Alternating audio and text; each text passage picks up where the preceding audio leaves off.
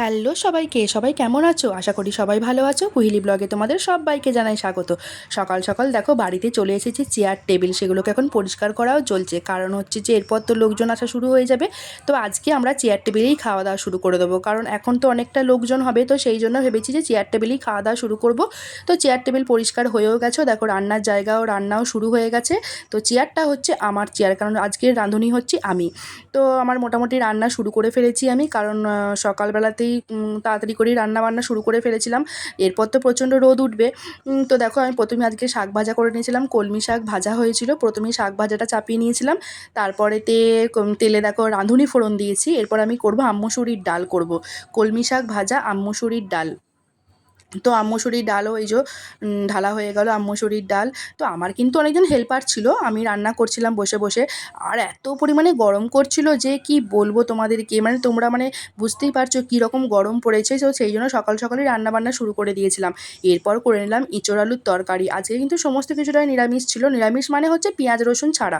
মাছটা কিন্তু আমাদের এখানে হবে, তো পেঁয়াজ রসুন দিয়ে কোনো রান্নাবান্না হবে না। তারপরে করে নিয়েছিলাম তোমার ইঁচড়ের তরকারি।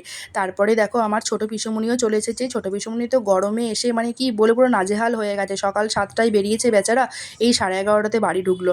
তো এসেই এখন মুড়ি খেতে বসে গেছে। দেখো এখন আমরাও সবাই মুড়ি খেতে বসে পড়েছি। কোনো অনুষ্ঠান বাড়ি মানেই হচ্ছে পাতাতে খাওয়া দাওয়া, কী ভালো লাগে তাই না? একদিকে খাওয়া দাওয়া, একদিকে কাজকর্ম, এলাহি ব্যাপার। তারপরে এখন আমার বাবা এখন লুচি বেলছে। তো রুটি মেকারের মধ্যে লুচিগুলো বেলে রাখলে কি হয়, তো এটা না মানে চিটে যায় না। তো আর রাত্রেবেলাতে হবে লুচিটা। লুচিটা যখন ভেবো না যেন দুপুরবেলাতে লুচি।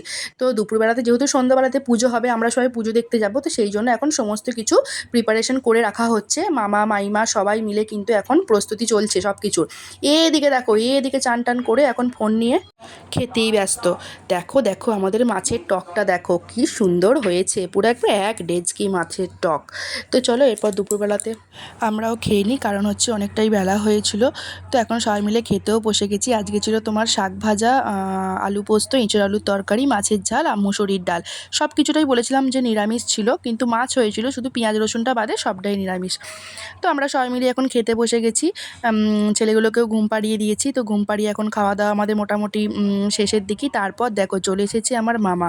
মামাকে প্রথমে এসেই মিষ্টি জল দেওয়া হয়েছে, জানো তো। প্রথমে খাচ্ছিল না, তুই যখন আমি ভিডিও করতে শুরু করে দিয়েছি বলছে দাঁড়া দাঁড়া ভালো করে আমি খাই, তুই ভালো করে ভিডিওটা বানা। মামা তো আমার ব্লগ দেখে। তারপরে দেখো এসেছে এটা মাসির ছেলে, বাবা কত ভালোবাসা দেখো, এখন খাইয়ে দিল মাসির ছেলেকে একটুখানি মিষ্টি। তো আমার মামা কিন্তু খুব মজার মানুষ, জানো তো। তো আমার দুটো মামাই কিন্তু প্রচণ্ড মজার মানুষ। তারপরে তো আমার সন্ধ্যাবেলাতে রেডি হয়ে বেরিয়ে পড়লাম এখন পুজো নিয়ে, কারণ আমাদের এখানে পুজো তো রাত্রে হয়। তো আমরা এখন সবাই মিলে দেখো সাজুগুজু করে বেরিয়ে পড়েছি পুজো নিয়ে। এই যে এটা হচ্ছে আমাদের মা রক্ষাকালীর মন্দির। মন্দির বলবো না, কারণ মন্দিরটা পাশে দেখো এখন হচ্ছে, তো সেই জন্য এখন এই পাশেতেই এখন এই বছর পুজোটা করা হচ্ছে। তো এখানে সবাই ধূপ মোমবাতি জ্বালানো হয়েছে, মানে জ্বালিয়েছে এখানে সবাই ধূপ মোমবাতি। এই যে এখানে মন্দিরটা ভালো করে রিপেয়ারিং করা হচ্ছে, দক্ষিণেশ্বরের স্টাইলে করা হচ্ছে মন্দিরটা। তো মন্দিরটা করতে এখনও 2 বছর সময় লাগবে। তো সেই জন্য পাশেতেই একটা জায়গা করে সেখানে এইবারের মাকে পুজো করা হচ্ছে। তো তারপরেই দেখো আমার ননকে এখন আমার মা এখন বেলুন কিনে দিয়েছে। তো যেহেতু নন এবারে প্রথম এগুলো দেখছে, ওর তো খুব আনন্দ হচ্ছে এইসবগুলো দেখে। দিদুর কোলে চেপে এখন বেলুন হাতে নিয়ে ওখানে ঘুরে বেড়াচ্ছে। ও ভাবছে বাবারে এগুলো কী সব জিনিস। তারপরে দেখো এখানে চলে এলাম এই নাগরদোলাতে, ভাবছি কালকে আমি চাপবো। আমি না কখনো নাগরদোলায় চাপিনি, প্রচণ্ড পরিমাণে ভয় লাগে। তো কালকে ভেবেছি সবাইকে নিয়ে নাগরদোলাতে চাপবো, দেখবো এক্সপিরিয়েন্সটা কী হয়। তো কালকে যখন চাপবো তোমাদের সঙ্গে অবশ্যই সেই ভিডিওটা শেয়ার করব। তারপরে খেয়ে নিলাম সবাই মিলে ফুচকা। মেলাতে এসেছি, একটু ফুচকা না খেলে হয় বলো। তারপরে তো গ্রাম সাইডে তো ফুচকাটা প্রতিদিন পাওয়াই যায় না। এটা হচ্ছে আমার খুদে টিম। তো এদেরকেও খাইয়ে দিলাম ভালো করে ফুচকা। এদের নিয়ে কালকে চাপবো নাগরদোল্লা। এরা কিন্তু অলরেডি 2বার করে এদের নাগরদোল্লা চাপা হয়ে গেছে, এদের কিন্তু কোনো মনে প্রাণে ভয় নেই। তো যাই হোক আমার খুদে টিমকে আমি খাইয়ে দিলাম ফুচকা।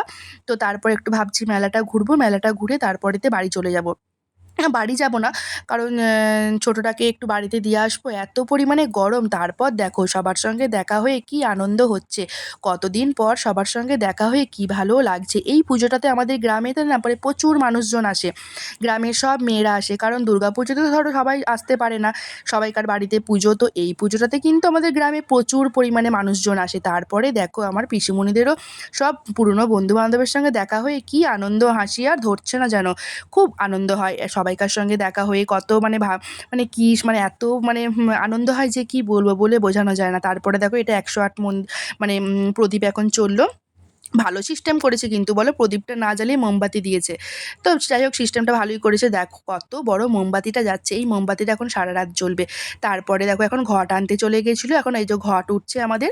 তো ঘটটা আমাদের সন্ধ্যাবেলাতেই ওঠে, খুব একটা রাত হয় না, 8:30 9টা এরকম সময়তে ঘট ওঠে। ঘট ওঠার সাথে সাথে তোমার যাদের মানসিক থাকে তারা প্রণাম খাটে ঠাকুরের কাছে। এই যে দেখো প্রণাম খাটাও শুরু হয়ে গেছে।